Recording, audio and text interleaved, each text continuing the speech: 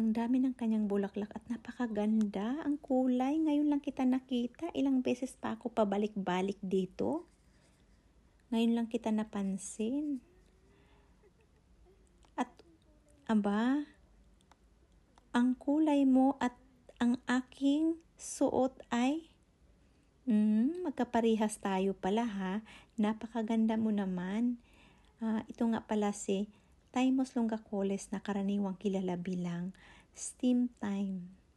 Punong-puno ng bulaklak ang kanyang paligid. Ayan, punong-puno. Halos puro bulaklak ating nakikita.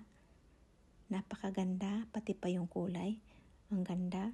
Sumasang-ayon pa yung araw na napakaganda. Lutang na lutang ang kanyang kagandahan. Napakaganda, 'di ba? Ay, napakaganda talaga. Hindi siya mabango. Hindi ko gusto yung amoy niya. Medyo may amoy. Pero napakaganda niya, 'di ba? Oh, ayun oh. Napakaganda niya. Ang kulay ng aking damit at yung kulay niya ay nag-iisa. Ayan oh, napakaganda niya, 'di ba?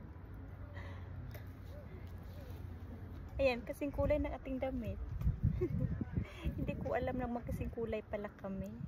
Napakaganda niya, 'di ba? Ayan oh. Ayan, napakaganda niya. Ayan. Nasa ano lang siya eh. Nasa lupa. Gumagapang. Ang ganda niya. Kasing kulay nating damit yun. Kasing kulay nating damit.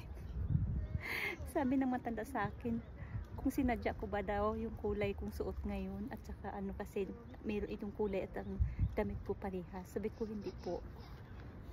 Nagkataon lang. Inupuan ba naman? O, ayan o. Ayan, inupuan na natin siya. Dahil sa kanyang kagandahan talaga, mapaano ka talaga, mapatabi ka sa kanya eh. Kanina hindi tayo makapwesto dahil marami siyang bisita. Pinaalis ko muna sila bago ako dito tumabi sa kanya. Ayan, saya-saya ko.